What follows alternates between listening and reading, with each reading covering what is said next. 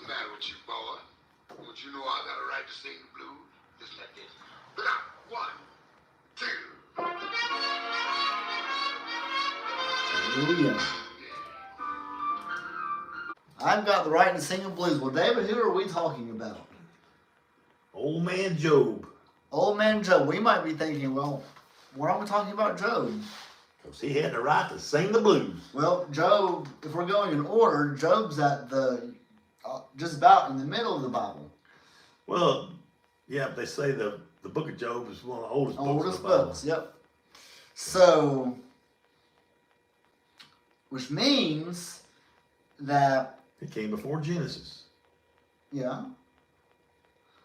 That Job probably lived after Noah.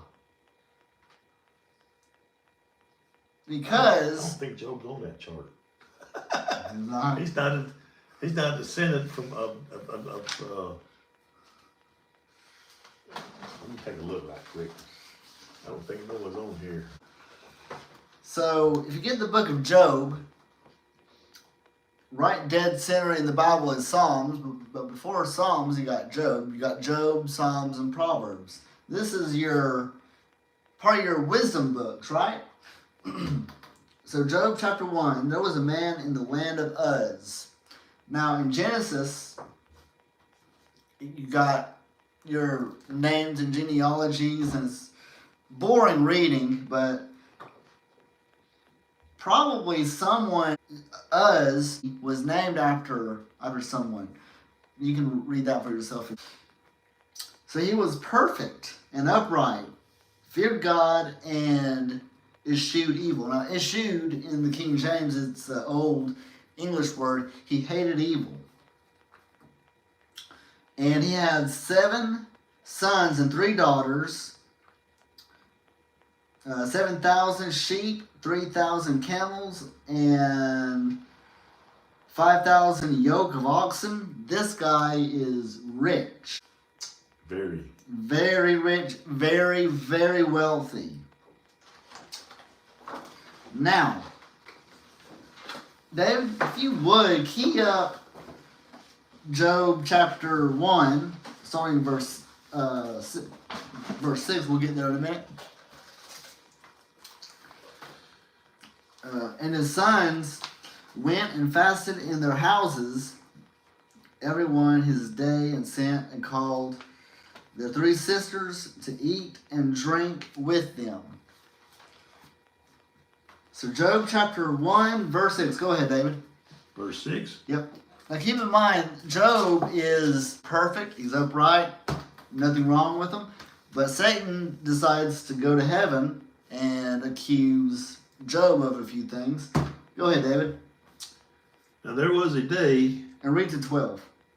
when the sons of God, or angels, came to present themselves before the Lord, and Satan also came among them. Now, did you get that? Mm-hmm. It wasn't just Satan going before God. And it's all of his buddies. It's all of his buddies. Mm-hmm. The Lord said to Satan, "From where have you come?" And then Satan answered the Lord, "From roaming around on the earth and from walking around on it." So he was the prince of this world. The Lord said to Satan, "Have you considered and reflected on my servant Job? For there is none like him on the earth, a blameless and upright man, one who fears God with reverence and abstains from and turns away from evil because he honors God." And Satan answered the Lord, "Does Job fear God for nothing? Have you not put a hedge of protection around him and his house and all that he has on every side?" He's got a perimeter on him. "You have blessed the work of his hands and conferred prosperity and happiness upon him, and his possessions have increased in the land. But put forth your hand now and touch all that he has, and he will surely curse you to your face. Then the Lord said to Satan, behold, all that Job has is in your power. Only do not put your hand on the man himself. So Satan departed from the presence of the Lord. You can do whatever you want, but just don't kill him. So, long story short, he lost everything in part 1. Now, in chapter 1. Now, Job actually worships and praises God. You see, Satan's saying, hey, if you take all of this stuff away, he'll give up, he'll quit. Okay. He won't be righteous anymore. He'll curse you. You won't be righteous anymore. He'll curse you. But someone does curse God, though, but it's not Job. Let's see. He'll spit on the ground you made. Yep. In chapter 1, verse 20, then Job arose and went and rent his mantle and shaved his head and fell down upon the ground and worshipped. After he loses everything, he goes and falls down on the ground and worships. And he shaves his head and everything. And he said, naked I come out of my mother's womb, and naked I shall return hither. And the Lord gave, the Lord has taken away. What kind of guy is this, David? Job is a man's man here. This is where you get your eulogy from, funerals. No. And a lot of your preachers use this. Yeah. Now, in all of this, Job sinned not, nor charged God harshly. So, which brings us to chapter 2. Dave, go ahead and read the first couple of verses. Well, 2, 1 through 8, please. This is Satan's second strike at Job. Again, there was a day when the sons of God, our angels, came to present themselves before the Lord, and Satan also came among them to present himself before the Lord. The Lord said to Satan, from where have you come? And then Satan answered the Lord, from roaming around on the earth and from walking around on it. Well, it's the same question again. He knows where he's at. The Lord said to Satan, have you considered and reflected on my servant Job? That's the same question again. For there is none like him on the earth, a blameless and upright man, one who fears God and abstains from and turns away from evil. And still he maintains and holds highly to his integrity, or tightly to his integrity. Although you incite me against him to destroy him without cause. And Satan answered the Lord, skin for skin. Yes, a man will give all he has for his life. But put forth your hand now and touch his bone and his flesh and severely afflict him, and he will curse you to your face. So the Lord said to Satan, behold, he is in your hands, only spare his life. So Satan departed from the presence of the Lord and struck Job with loathsome boils and agonizing, painful sores from the sole of his foot to the crown of his head. And Job took a piece of broken pottery with which to scrape himself, and he sat down among the ashes.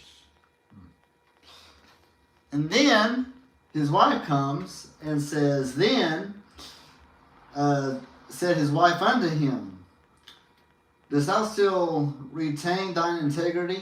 Curse God and die. Job, just go ahead and curse God and give up, because this just isn't working out, but he said to her, you speak as one of the foolish women speaks. What shall we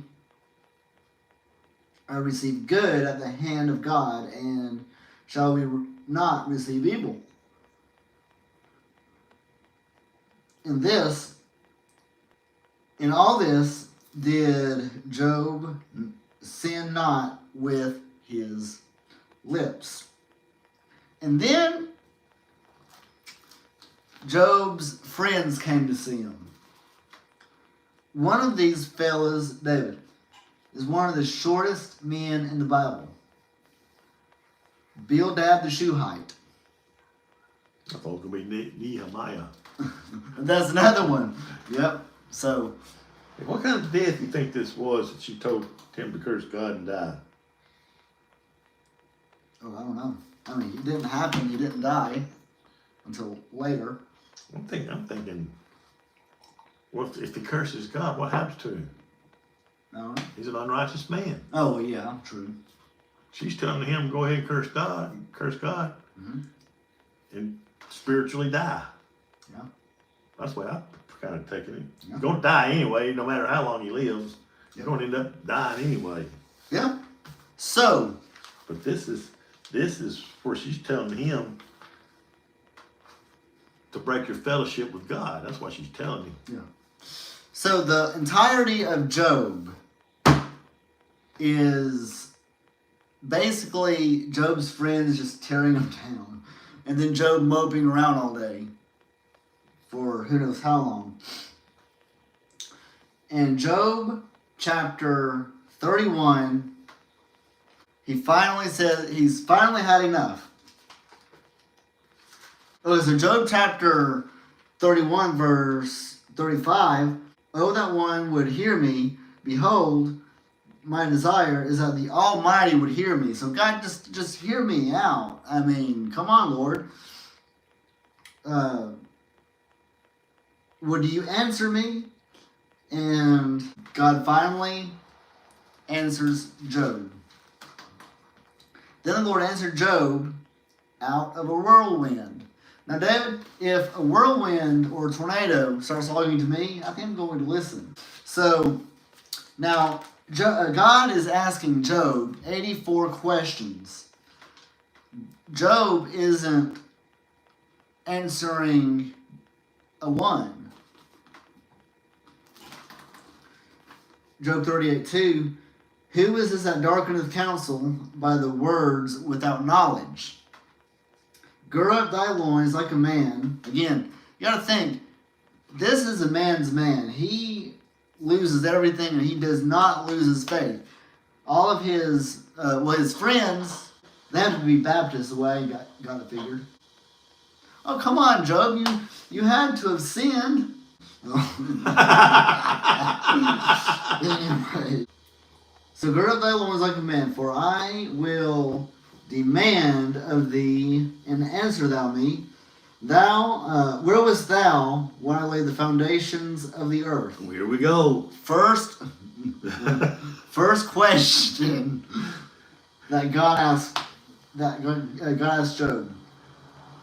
Where was Job when God laid the foundation of the earth? You wasn't here yet. Oh, wow. Did you say predestined? I would say that. I knew you were going, so I'm going to bake a cake. Yeah. Now, who hath laid the measures thereof, if thou knowest? Another question. Anyway, God answers. There's a couple of things I want to get to here, but God's asking Job questions that they're, wouldn't you say, rhetorical questions?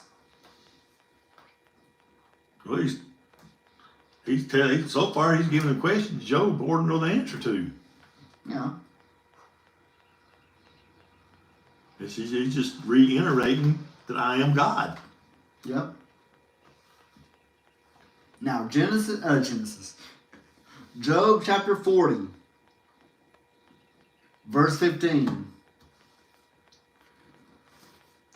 Behold, now behemoth. Now, what in the world is a behemoth? Now, some Bibles have, your little footnotes. Like this one. This is the Holman Christian HCSB study notes. Come on, Holman, you should have read the entire passage.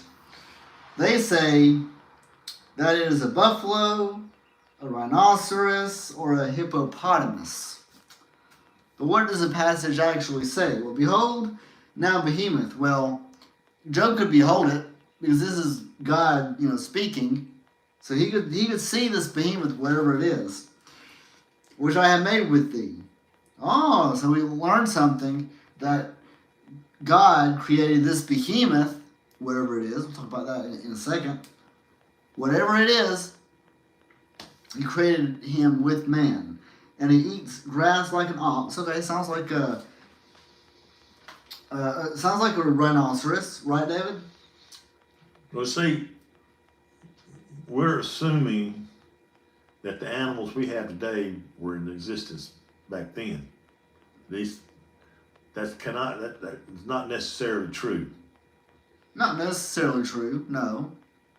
So you cannot say that this is an elephant or a hippopotamus, because back then an elephant or a hippopotamus may not look like what it looks like today.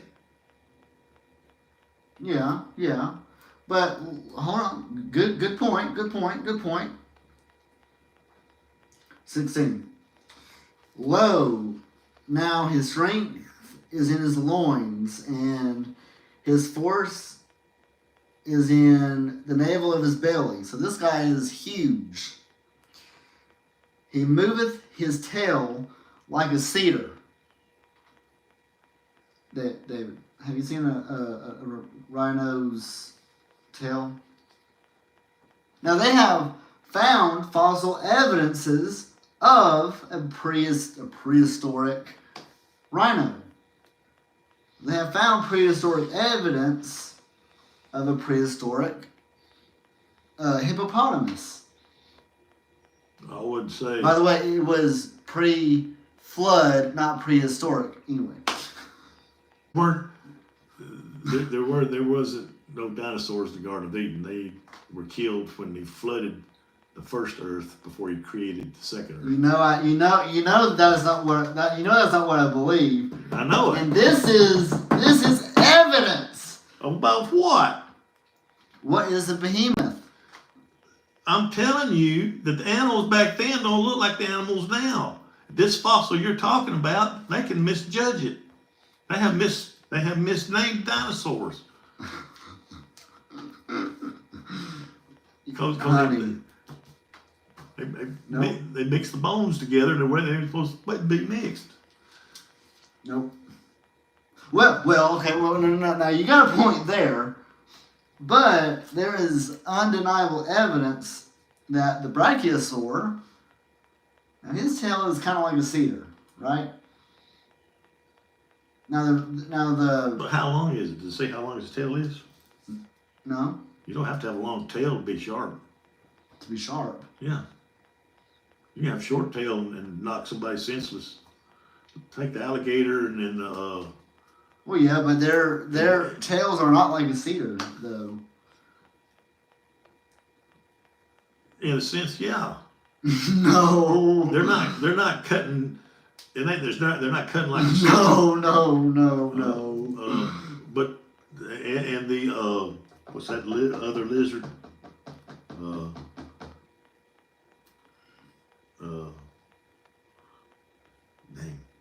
He's about the size of dinosaur. About the size of Komodo dragon. Huh? Komodo dragon. Yeah. Yeah.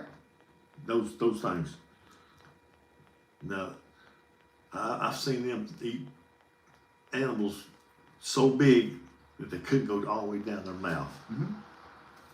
But when they have trouble catching one, they'll use their tails to knock them senseless. Mm-hmm. Even dinosaurs did that. Some dinosaurs did that for protection because you had they had shown one dinosaur that had a ball on the end of its tail, and if it hit you with it, it would knock you into next week. It would break a leg. It would break a leg of a carnivore. I got some. So we could talk all day, man. But it's like I said. You want to do a third session? It's like I said. I don't believe these are the same animals that we have today. They're not. That's why you They're cannot. not the same animal. That's why you cannot put a hippopotamus. But we have You cannot put a hippopotamus or an elephant We or have- any animal to evidence. this. We have evidence of a prehistoric rhino. It was called, I can't remember the But name he of don't look. He doesn't look like today's rhino. No, it did not. He may have been bigger. He may have been smaller. He was massive. With the tail, just like that. Just like that. That's why it's possible because I told you that on the ark, the sloth It was big. is like 10 feet tall. Nowadays, he's Right. Now, 3 feet tall. Now, I'll go with you on the alligator and the Komodo dragon. Yes, their tails are powerful. But David, they would be our behemoths today. And another. no, I would say that There's the giraffe would be the behemoth. There's some animals in the sea that use their tail to do the same thing to their prey. Yes. The killer whale. Yes. He'll knock a seal senseless so he can catch it and eat it. Mm-hmm. Yep. Now the Leviathan. And I'm glad whales are more passive. Yeah. Because if one of them things hit you, you probably will be dead. Sure. Now the Leviathan. Now we've covered all of this before, but I got a couple of things that I want to get to why we're doing Job now instead of in the future. But the Leviathan was, again, something that Job could behold. He could see this thing, and this was a fire-breathing dragon. I'll find those videos. They're on our channel. Scroll down, and it's been about a year or two ago, so we'll have that in the description below on the Leviathan, the fire-breathing dragon. You remember what I told you it was? Or what I thought it was? A fire-breathing dinosaur. Yeah. Yeah. We'll get there. So, I don't know if something like that existed, but there's a lot of people believe it did. I mean, look at the Chinese. Yep. They make them Question. Good point, David. they make them David. fire-breathing Hold on now. costumes. Hold on now. So, David, if dinosaurs were extinct by the time man got here, why are there so many? Exactly what you're saying. The Chinese they put these dragons, these fire-breathing dragons, on their tombs, on their palaces, and there's so many pictures of them. Even the English believed. Exactly. Why? Well, there's either something like that existed, Mhm. or either it was mythology. Anyway, I think that they It's kinda actually it's that kinda the like- ancient Chinese. I think they actually saw these things. It's kind of like the Romans have all them, the Greeks made up all these gods. Yeah. One for this, one for that, and one for this. Right. You could do the same thing with they even had Pegasus. I think that flying horse. Yeah. Why not make up a fire-breathing dragon? Well, it's in the Bible, so. But anyway. So after the Lord's talking, or asking Job these questions, Job finally gets it, right? But at the end, now, Job chapter 42, it gives you the blessings of Job. Job went through a big mountain, and God, again, kind of restored everything in his life because of his dedication to God. Dave, go ahead and read 42, 12 through 17. Finish out the chapter for us. 12 through what? 12 through 17.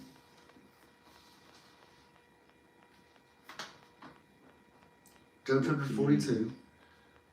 13. And the Lord blessed the latter days of Job more than his beginning, for he had 14,000 sheep, 6,000 camels, 1,000 yoke of oxen, and 1,000 female donkeys. He had 7 sons and 3 daughters. And he called the name of the first daughter Jemimah. I don't want to say it like that. That's, I think, how you pronounce it. I think so, yeah. Oh, man. And I thought that was a pancake mix. And the name of the second, Keziah. And the name of the third, Kareen Hapach. In all the land there were found no women so fair as the daughters of Job. And their father gave them all inheritance among their brothers. After this, Job lived 140 years and saw his sons and his grandsons 4 generations. So Job died an old man and full of days. So, with that being said, that Job had to have lived within this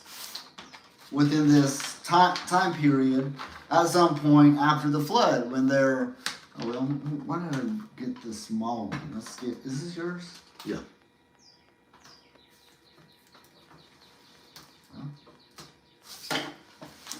Oh, But Janine, how old was he when he got and how long did he stay that way? right. So you got, after the flood, your ages go down. My question would be why? But we'll talk about that some other time. We might chase that rabbit next Friday. But anyway, Job would have had to live to a great age to accomplish all these things. So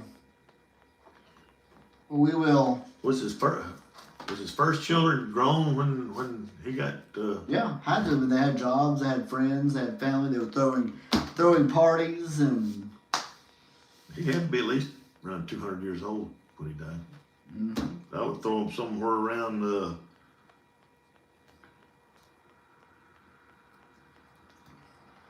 Let's see. Nahor lived 119. Here's Serug. He lived to be 200. So he had been on down the line down here. Yep. So it would have had to have been after, at some point shortly after the flood, which it's so cool.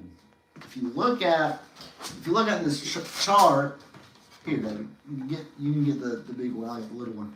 If you get this chart, get his little magnifying glass out. If you look at the chart, Noah, or at least some of his sons, probably knew Job. They probably knew Job. That's pretty. That is pretty cool. And Adam, while we're talking about this, Adam probably knew Enoch, Methuselah, and all. It's just mind blowing when we read and study all these different people and chart it out. And anyone can do this. It's in string. Now, David, in closing, I got a question for you. He had to have been.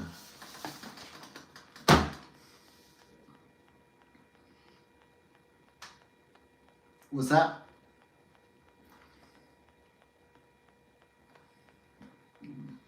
it can still be real confusing. I mean, he had been born some 400 years after the flood. Yeah. That's not right after the flood. Mm. Now, David, in closing, let's suppose we went to South Africa and taught a tribe that knows no English. We taught them English, right? And we gave them this book, the Bible, right? And tell them to read. I'll give you an actual place. It's in Tanzania. Tanzania, there you go. On an island in Lake Victoria. Okay. These people have no written language. Those people, give them this book and tell them to read and write and all this stuff, right?